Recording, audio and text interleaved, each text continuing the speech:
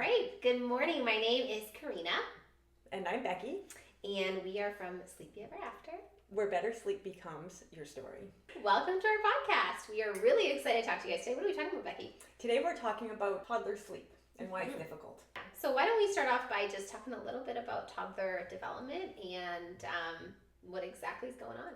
So toddlers just are going through so much development. We know that. They're growing up, new milestones every single day. Yeah. And a big part of toddler bedtime is them just finding their voice and becoming their own person. That's right. That's absolutely right. You know, it's around kind of 6 to 9 months where they start to just understand they're not quite connected to mom and dad. Prior to that, they think they're like an extension of our bodies, which is kind of funny when you think about it, but it's so true. And then around 18 months, this is when our toddlers really learn autonomy and that they have a sense of self. And this is when they learn that I have a voice and my voice impacts the world around me. I can make choices in life. And I have an opinion. Yeah. And a lot of times that opinion does get taken into account. Absolutely. During the day, right? Absolutely. And I think what's really important is when we work with our families, I want that child to always know their voice matters. Their voice matters, you know. We don't want to silence them and ignore them. Yeah. Nope. Because I just don't think that's the right parenting advice at all. I think it's important for them to know their voice. Yeah. You call it controlled choices. Yeah. So one of the things I like to teach is giving our toddlers controlled choices. Basically, I would never ask a 2-year-old, are you ready to go to bed? Right. Are you ready to go in your crib? Or do you want to brush your teeth? Yeah, we don't ask those questions. Don't ask where we know the answer is going to be no, but like you have to do it. That's right. That's right. And so instead I would say, okay, do you want mommy to put the toothpaste on the toothbrush, or do you want to try doing it? Or do you want to use your Bluey toothbrush today, or do you want to use your Elsa toothbrush today, or whatever they're into at that time, and so it really helps the brain move forward. And so brushing teeth is not an option, but how they brush their teeth could be an option, right? So one thing that I love to empower our families to do is let your toddler feel that they have a voice. Really let them feel that, let them exercise their voice. But at the same time, and research confirms this, our toddlers thrive when they know there are secure and firm boundaries. And so they're going to test those boundaries. Oh, they will test them. They test them. And they'll test your patience. They're going to test your patience. But they're trying to figure out this world around them. And so if we pivot and we change every single time they ask for something, it actually makes it harder for them. So one of the things that I think is really important too about toddlers, I just want to say this, is to speak truth to them. Always speak truth to your child. So if you say, for example, we're going to go to the park today. I want you to do everything in your power to get to the park today. Yes. Because we made that commitment. We made that promise now, right? So on that note, if my son says to me, Mom, one more story, or now I'm in the older ages, right? So one more chapter, Mom. Right. Mom, can you read one more chapter? A part of me wants to say yes, of course. They're only little for so long, right?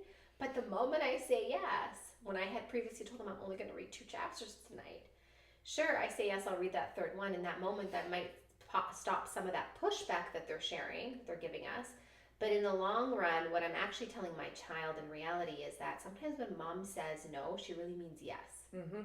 So what's going to happen? Well, tomorrow night, he's going to ask me to read another chapter. I think bedtime can be really hard for our toddlers because, like you were saying earlier, sometimes we do give them some of that autonomy and those choices, right? And when they say, I want to wear these sandals, Mom, not these ones.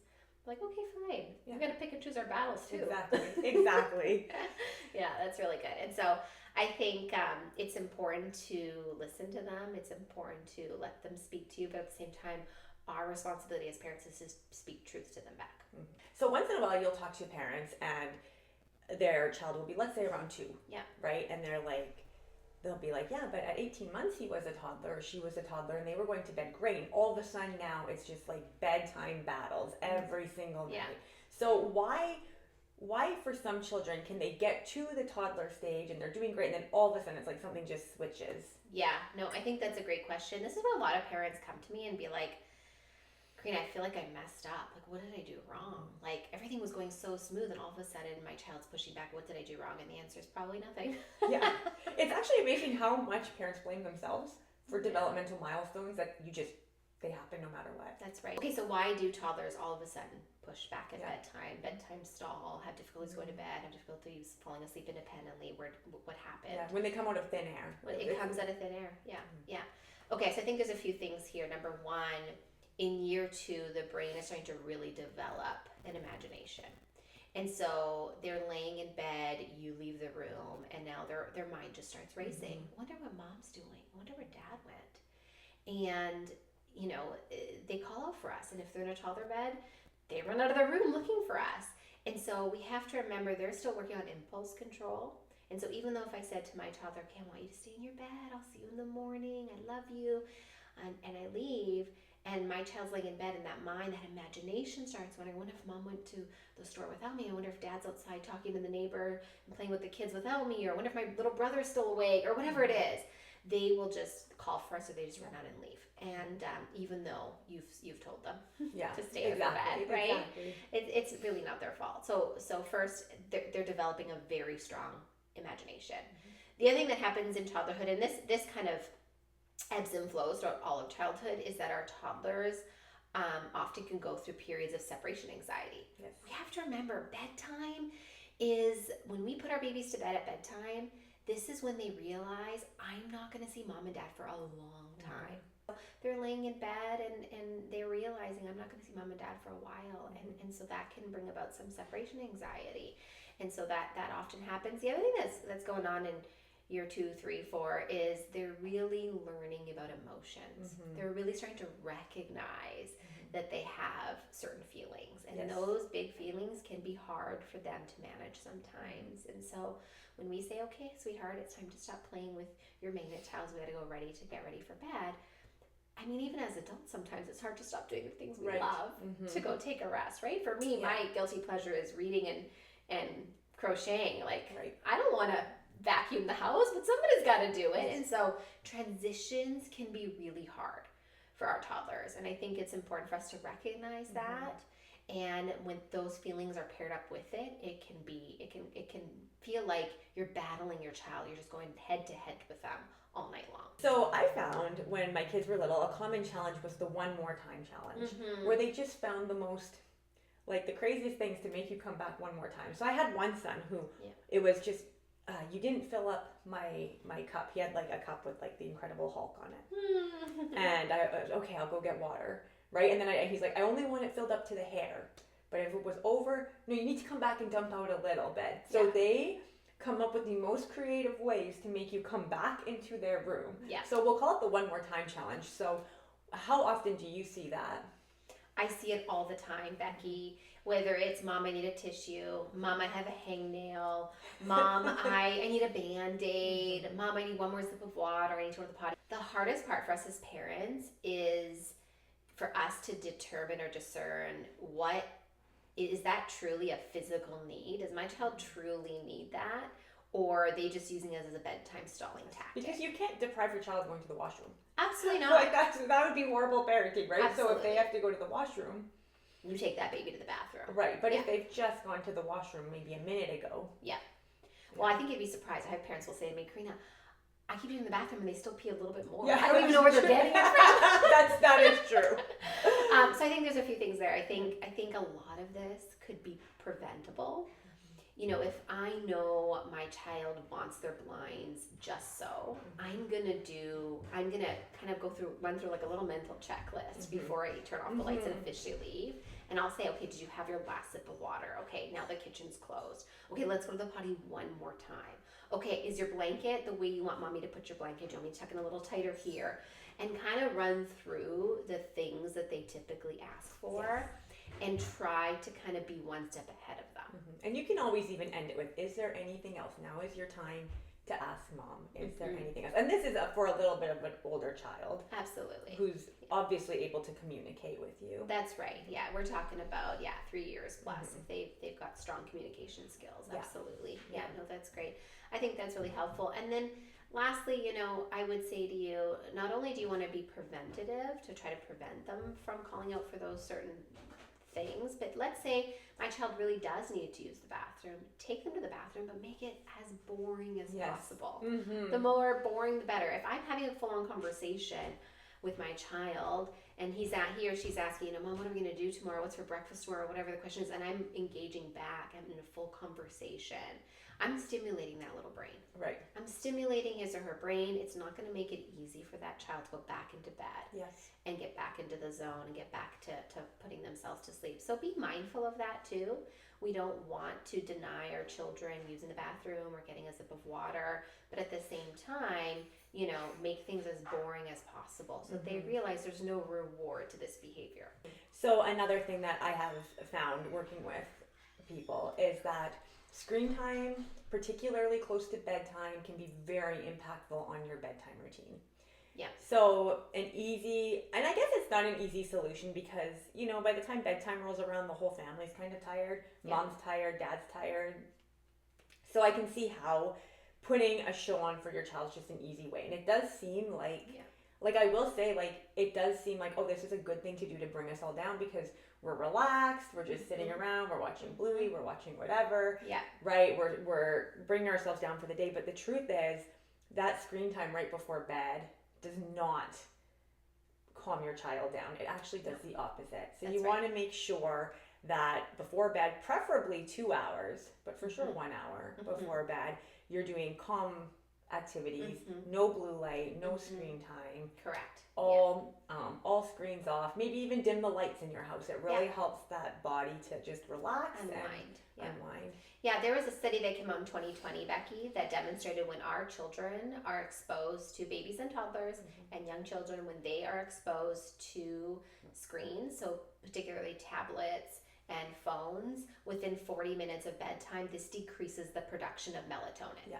By 93%. Yeah, that's crazy. I think it's 93 or 98. Maybe it's 98. It's a lot, though. But it was a lot. And so what I often come across is parents just moving towards melatonin supplements. And they know that little gummy they picked up at the store will help their child fall asleep quickly, when really, truly, there could be things that we're doing earlier in the evening that is suppressing the production of melatonin, that natural, healthy hormone that our bodies produce naturally. The other thing I have found is if I am working with a child who's been on a melatonin supplement for some time, eventually they actually do start struggling with some night wakings, particularly after the 2 a.m. hour. And those can be a little bit tricky to reverse. So this is by no means medical advice. Always seek advice from your child's pediatrician. But I think it's worth mentioning that this is a fact. There are no long-term studies on this. And if there's any wish that I had is if you're struggling, we have a family that's struggling with sleep onset, their child's having a really hard time falling asleep, to reach out and talk to us, because chances are there are things going on during the day that actually could be causing the issue. For example, screen time. Yeah. Who would have thought? It's really, you actually see it, and then 2 weeks after you take off those screens. That was sometimes, not always, but sometimes that's the one thing. Yeah. All you had to do was just turn, and it makes it so much easier. That's right. I will go back to the evidence. There was another really large study that came out not that long ago in the World Journal of Pediatrics, and they said the same thing about melatonin, that it just isn't, it's not that it's bad, it's just that it's not studied. So they don't know on the doses, they don't know on the long-term impact for children. Right. And so they actually suggest that the first thing you do is to work on behavioral changes towards bedtime and help that way, intervene that way before you go there. That's right. And then after that, then you go there. But concern in that study was just that they didn't have enough evidence yet to say, you know what, this is the safe dose, this is the safe age, all of that. Yeah. So what about fears in little ones? I know that's a big problem with sleep. All of a sudden these fears, like you said, the imagination starts to really become active. That's right. Right? When they're really little, there's really not much of an imagination there. They're not imagining scenarios. They're not thinking of monsters or mommy and daddy not coming back. They don't have a concept of that. So how do you deal with the fears with young children? I think first I would say is I have a lot of parents that when their child's 18 months or even, on the cusp of turning 2 years old, they'll start resisting bedtime a little bit, and parents are worried that their child is scared. And I would say to you, that imagination doesn't get super complex until about 2.5. At 2.5 plus, then they can start imagining monsters and all those sorts of things in their room, right? So another really big life change for some of these kids is when they transition from a crib to a toddler bed, because that is, I mean, you're almost opening up an entire world of freedom. After being in the industry for over 10 years, the number one reason parents call for help in the toddler years is they transition their child to a toddler bed too soon. Mm-hmm. We have to remember, when a child is laying in their crib and they look up at the ceiling, they have 4 rails around them. They actually feel safe. Yeah, they're very protected. They're protected. They feel like they're in this little cocoon. So there's just something about feeling cozy. Yeah. So imagine like a young child now, you're moving them from that safety of the cocoon to an open bed. That's right. Yeah. And not only that, I have many parents that move that child who was used to a crib to all of a sudden a queen size bed. Yes, that's a big change. It's a massive change. They're used to only having so much space to roll around, and now they have a tremendous amount of space. And so this is a big time reason parents call. That child that fell asleep happily, independently, is now struggling. You know, when they now look up at the ceiling, the room feels 20 times bigger, and so it is intimidating for them. And so if there's any advice I would give to toddler parents or parents of babies even, is to just really hold off on transitioning to a toddler bed as long as you possibly can. And our recommendation is to keep them in a toddler bed to at least the age of 3. At 3 years old, they have a little bit more impulse control. It's not perfect, but it's a little better. It's getting there. So when I say to a 3-year-old, you know, okay, sweetheart, here's your new big boy bed. Mom will come get you, you know, in the morning. They are less likely to run out of the room 27 times. You know, there are situations where I have early climbers. They climb out of their toddler bed, climb out of their crib at a very young age, and parents get scared. They're worried that child's going to fall and hurt themselves. Yeah, even on the lowest mattress, and they're little acrobats. That's right. And one thing that I often say to families is, yes, I don't want a child falling out of a crib. Of course, safety is our number one concern. But a child leaving their room at 3 o'clock in the morning, and you happen to be in a deep sleep, can actually get them in more harm than falling out of a crib. Yes. And so be mindful of that. Are there situations we must transition a child out of a crib? Absolutely. If your child is, you know, jumping in their crib, you know, and kind of throwing themselves out head first, it's no longer safe. Please transition that baby. But then I want you to change your mindset, right? Now the bedroom walls are your child's crib rails. And so that room has to be baby proofed. We really encourage families to keep your child in a crib as long as possible. We're less likely to hit big sleep regressions, and you're more likely to have a really sound sleeper who feels confident, who feels safe in their room and falls asleep. The other thing I would say is we never like making the toddler bed transition within 2 to 3 months of a big life change. Yeah, like a sibling. If you move away, maybe they're going to start preschool or daycare. That's right, potty training. A new sibling's a big one too. And I mean, it does make logical sense, right? Like baby's coming. I need the crib. But better to just have 2 cribs than to transition that toddler. Couldn't agree more with you, Becky. Yeah. So I think given that we're talking about toddlers and 18 months and whatnot, it might be a good transition to talk about sleep regressions. But we're kind of running out of time because we've been talking a long time. So why don't we do that next on the next podcast? Okay, that sounds great. Okay. So we're really grateful that you watched this. And if you found this at all helpful, we would love for you to like and subscribe because that helps our channel. And we'll talk sleep regressions next time. We'll see you next time.